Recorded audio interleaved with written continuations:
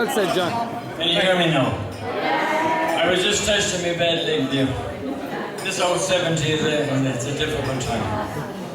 Anyway, I'm delighted you're all here because it took me 70 years to plan this whole do, you know. And you know what Bob Hope said when he was 100? He says, if I knew I was going to live this long, I'd have looked after myself a lot better. Anyway, I'm delighted you're all here with us tonight. Fabulous night.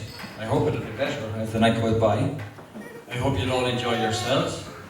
You're all heartily welcome. I invited 110 people here tonight, and we have 152 at the last count. So Bush Telegraph is working like hell here. But I can assure you that you're all heartily welcome.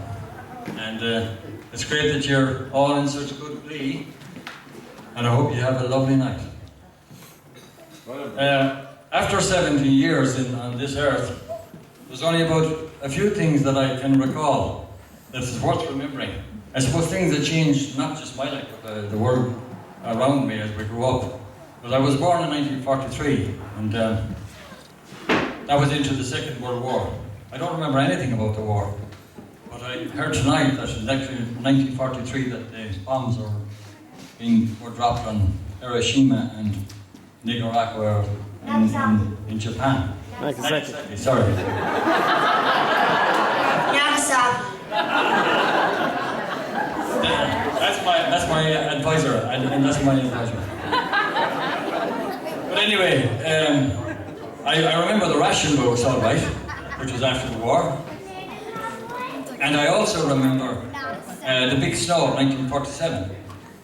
And of course, it is worth remembering that it was in 1847 that there was a famine, so it was just 100 years later that we had the big snow, which was a serious problem for around here because so many people weren't able to cope, and it lasted for weeks and weeks, and there was feet of snow. So then we didn't have electrification in our home or in rural Ireland until 1956. And that was a huge change because before that, obviously we didn't have pumped water or we didn't have the electricity, so we were living in the land of low taxes and candlelight.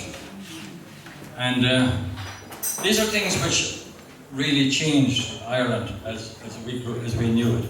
And for us who were in my age group who were fortunate enough to be able to make a living here in Ireland, you know, it was brilliant because an awful lot of our siblings, our brothers, my brothers and my sisters, and all the families around had and did immigrate.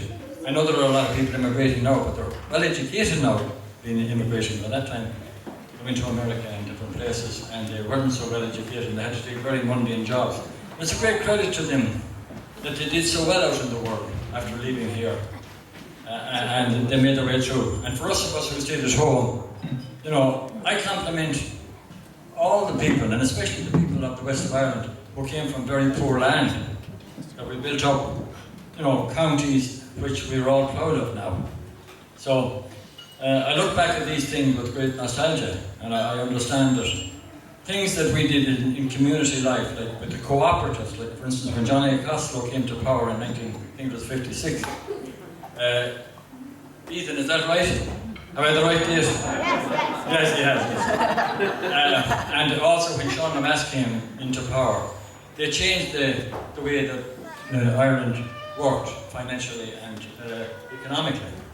And they made a huge difference to all our lives. And you people, our children, and now your grandchildren, you're fortunate that a fellow like Don O'Malley came along, because it was in the 1960s that he introduced what was known as free education, which meant that we, of that age group, who could go to secondary school, got it free. Before that, unless you could pay for it, you didn't go. And that opened the door for all, from my age group down, to be able to get second and third level education. And these are things which actually changed Ireland, in my opinion. So I look back at all these things, and there were great developments, and it's only 70 years. In your own time, we'll see huge changes, which you'll be able to reflect back on too. So, anyway, for tonight, I'm still 69.